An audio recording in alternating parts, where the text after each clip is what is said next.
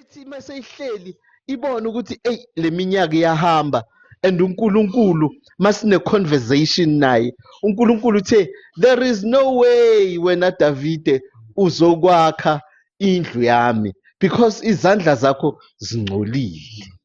Amen bazalwane.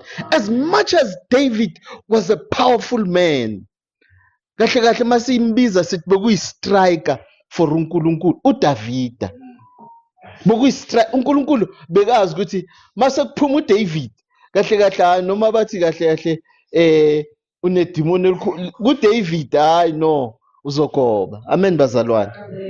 But uNkulunkulu simthola uthi kuDavid, David awukwazi kungakhela indlu.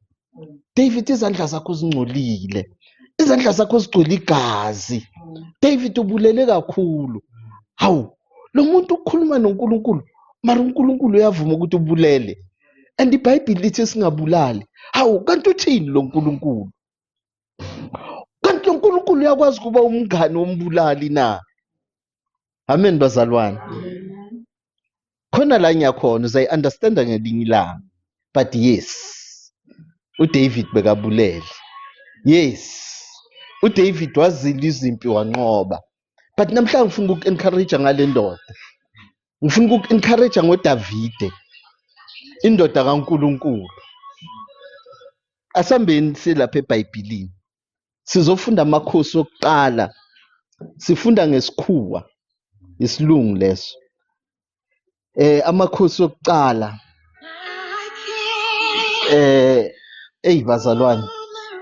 Kahle kahle ngicela uphendule lo muntu umtshela ukuthi ngibhisi. Amen bazalwane. So okukhona uDavid, just to give you a background story. uDavid bane-agreement noNkulunkulu ukuthi let us agree ukuthi indlu izokwakhiwa. Number 1. But you are not the one to build the house for me. Ubani usho njalo? uNkulunkulu. Ukhuluma nobani? Ukhuluma noDavid. Uthi yebo isonto indlu yami ngiyavuma David. Umphongolo uhlala ematendeni, umphongolo cishe uyasokola, mara okukhona David kahle kahle indlu yami izokwakhiwa siyavumelana. But you are not the one to build a house for me. Your son, indodana yakho, uSolomon, he's the one who's going to build a house for me. Now it's getting interesting. uNkulunkulu utshela uDavid ukuthi David, you are not going to be the one to build the house for me. Mara indlu yona izokwakhiwa. Mhlambe ukhona la kahle kahle abazali bakho noNkulunkulu babe ne-agreement. Amen bazalwane. Abazali bakho noNkulunkulu, they had an agreement ukuthi uNkulunkulu as long as vele ngiphila kahle kahle mina ngizokukhonza. uNkulunkulu athi makaceda athi okay, ngiyakubona nokukhandleka kwakho, ngiyayibona impilo yakho ukuthi ihleli kimi, mara manje nayo indaba ekhona ukuthi abantwana bakho mina ngizobabusisa. Abantwana bakho ngizenza 1 2 3 4 5. So this is the point I'm trying to raise.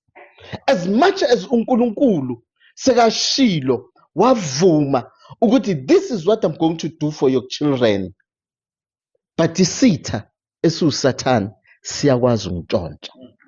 iBhayibheli mawulifunda lithi the devil, uSathane, has come to steal, destroy and kill. Amen bazalwane. uSathane uphumela ukuntshontsha, ukubulala nokubhubhisa. Uphumele lokho. But iBhayibheli mawuchubeka futhi lithi but mina Kristu I have come so that you can have life and have it more abundantly. Amen bazalwane. Namhlanje sizofuna this abundant life that the Bible is speaking about. Mara we must know ukuthi the thief, the devil, uphumela ukuntshontsha, ukubulala kanye nokubhubhisa. Ngithe sizofunda u1 Kings chapter 1, sizofunda from verse 1. Yonke lento bengiyikhuluma ila kule story. Then Nathan, uNkulunkulu. Ake sishayele uNkulunkulu izandla. Hey, baba uMdluli. Then Nathan, isilungu leso, said to Bathsheba. uBathsheba bokuyinkosikazi kaDavide, umama kaSolomon. Amen bazalwane. uBathsheba ubani? Unkosikazi kaDavide, umama kaSolomon. Awungasabi ukuvula umlomo. Namhlanje ngithe siyaconversa, we are having a conversation. Amen bazalwane. As a family ngihleli phansi bazalwane because we are having a conversation. Mara uNkulunkulu khona la. uNathan bokuyindoda kaNkulunkulu. uNathan bokumprofeti kaNkulunkulu. uNathan bokumpriest. Amen bazalwane. Uthi kuBathsheba, Solomon's mother, have you not heard that Adonijah, son of Haggith, has become king and our Lord David does not know about it? Asihambeni sibuyeleni. uNkulunkulu uthini makakhuluma noDavid? Uthi Davide, uSolomon uyena ozoba inkosi after wena. uSolomon uyena ozokwakha ithempeli lami. Amen bazalwane. Mara sithola uNathan la. Uthi Bathsheba, mama kaDavid, mama kaSolomon, awuzwanga yini ukuthi omunye wamadodana kaDavide sekayinkosi? Mara uDavide akazi. Amen bazalwane. Kepha uDavide akazi. uDavide bekuyinkosi, mara ngenxa yemkhula besekakhulile, iy'nsuku sezihambile. Uthi mara uDavida, the sitting king, ayazi ukuthi omunye wamadodana wakhe sekayinkosi. Lo muntu okhulumayo ukuthi wezwa uDavide akhuluma athi hey, nasisimo la kunento so uSolomon is going to become the next king ngokuba uNkulunkulu usho njalo. Mara simthola uNathan uthi Bathsheba akayi kuDavide, the person who respects i-protocol, akayi kuDavide. uDavide is the king noma sekakhulile, but indoda iyazi uNkulunkulu, iyayazi protocol, iyayihlonipha iprotocol. Akayi kuDavide, uya straight kunkosikazi kaDavide. Uthi Bathsheba, nkosikazi kaDavide, uyazi na ukuthi uSolomon sebamshaya isipayi 2? Asizwe ukuthi uthini uBathsheba. Now please come and let me advise you. Baba uMdluli namandla lena. Woza nguk-advise ukuthi sekumele kwenzeke njani. Njoba ngibona isipayi 2 ukuthi sesisondele. Now please come. Hlana nasi isitulo la Mr. Q. Now please come and let me advise you. Save your life and the life of your son Solomon. Woza nguk-advise ukuthi usindise impilo yakho, umsindise impilo yomntwanakho. Amen bazalwane. Go approach King David and say to him, my lord the king, did you not swear to your servant, your son Solomon is to become king after me, and he is the one who is to sit on my throne? So why has Adoniah became king? Amen bazalwane. Uthi lona woza ngoku-advise kuze usindise impilo yakho nempilo yomntwanakho. Usho ukuthini ngalokho? Usho ukuthi if u-Adoniah becomes the king, then uSolomon nomamakhe, chances u-Adoniah ngababulala. Amen bazalwane. Ngoba ubabulelelani? Because uyazi ukuthi the nation knows uyazi ukuthi abantu bayazi, abantu bezwa ukukhuluma kaNkulunkulu ngomlomo kaDavid. Hayi bazalwane, abantu bayazi. Hayi ungayenza into umgugu mara abantu bayazi. Amen bazalwane. Namanje MBSDH abantu bayazi ukuthi iqiniso lithini.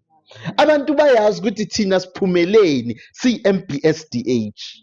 Abantu sebangakhuluma bayenze konke basikhulume kabi, yonke into bayenza according to mara iqiniso abantu bayalazi. So therefore vele uSolomon nomama wakhe bebafile. But le ndoda le it, let me advise you, hamba kuNkosi noma seyikhulile mara hamba kwinkosi, ufike lapha enkosini uzithobe bese uyambuza kuthi Nkosi yami uDavide, awuzange wena wathi na uNkulunkulu uthe? Nkosi yami Davide, azange wena washo ukuthi umuntu ohlala esihlalweni sakho wena masowudlula ebukhosini uSolomoni na? Ayi kahle kahle hleze makacabanga uBathsheba kwamlimaza lokho ukuthi ngiyongena njani because ngiyayi-respect protocol, but in this case she had no choice. At that moment, while you are still there speaking with the king, I'll come in after you and confirm your words. So Bathsheba went to the king in his bedroom. Since the king was very old, Abishag the Shumanite was serving him.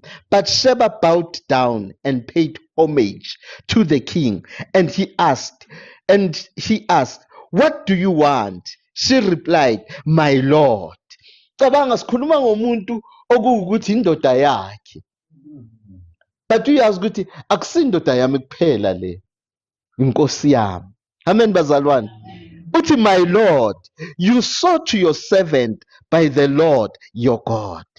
Your son Solomon is to become king after me, and he is the one who is to sit on my throne. Now look, Adoniah has become king, and my lord, the king, you didn't know about it." Amen bazalwane. Ngizama ukuthini?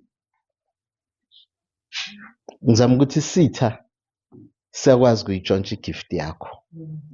Noma ngabe powerful kangakanani, isitha siyakwazi ukuyintshontsha igift yakho. Ngizama ukuthini ngalokho? Ngizama ukuthi be careful. Be careful. Be careful. Be careful. Ngifuna sifunde la. Just one verse sengicedile. Ngizele nje lokho. Angizelanga okuningi. Ngizele nje lokho ukuzokukhumbuza ukuthi you know what? Hey, la emhlabeni kuningi okukhona. Vula amehlo. Be careful. Chronicles bokuqala chapter 29 verse 1. Then King David said to all the assembly, "My son Solomon, God has chosen him alone, is young and inexperienced. The task is great because the temple will not be for men, but for the Lord." Amen bazalwane. I hope uyizwe lento. uNkulunkulu umbusisile uSolomon. uNkulunkulu sekakhulumile phezu kwempilo kaSolomon. Mara lapha besifunda khona siyathola ukuthi into kaSolomon yobukhosi beseyintshontshiwe. Amen bazalwane. Beseyintshontshiwe ngendlela yokuthi vele if bekangekho uNathan vele ubukhosi for uSolomon besephambili. Namhlanje kuseni zingakho izinto zakho bebakhulumile ukuthi wena vele wena uyilokhu, wena uyiloya, kahle kahle wena udokotela, mara isitha esiwusathane sakutshontsha lokho. but ngizomemezela something ukuthi there is still hope. There is still hope.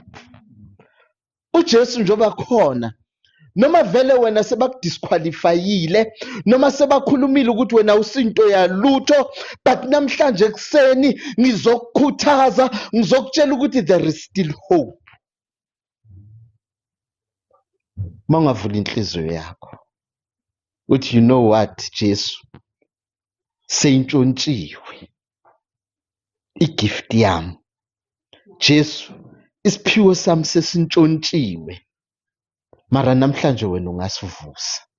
Sizwile kulamaviki adlulile ukuthi umncwabo the proceedings was going there, bese kuyiwe emncwabeni sekuyongcwatshwa kahle kahle, sekuyongcwatshwa kahle kahle, sekuphelile. uJesu wafika wamisa umncwabo ngenxa yokuthi abone ubuhlungu benhliziyo kamama. Namhlanje akadingi ukuthi abone ubuhlungu benhliziyo kamama, udinga ukuthi abone ubuhlungu benhliziyo yakho. Amen bazalwane. uJesu makabona ubuhlungu benhliziyo unendlela yokuthi bese ujika isimo. Makabona ubuhlungu benhliziyo uJesu unendlela yokuthi bese uceda umncwabo, astop umncwabo bese kushintsha isimo.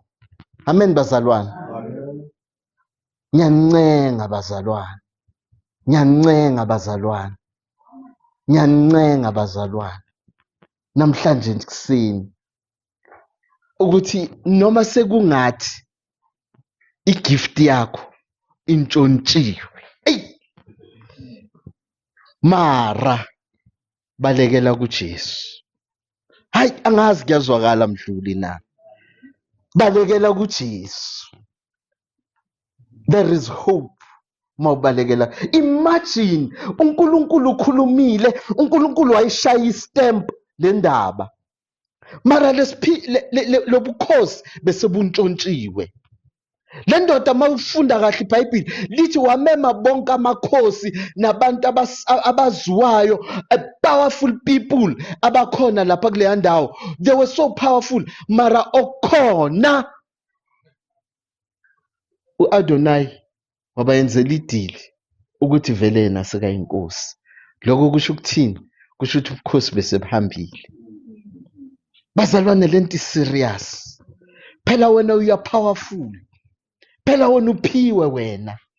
Amehlo lawa ahambile kahle kahle, makungabi excuse yokuthi le talent uNkulunkulu akuphe lona bese kahle kahle kuba ukuthi alenzeki. Ngiyanicela bazalwane, asiphakameni, ngicela umhlabelelo. Khuluma nami ngimamele.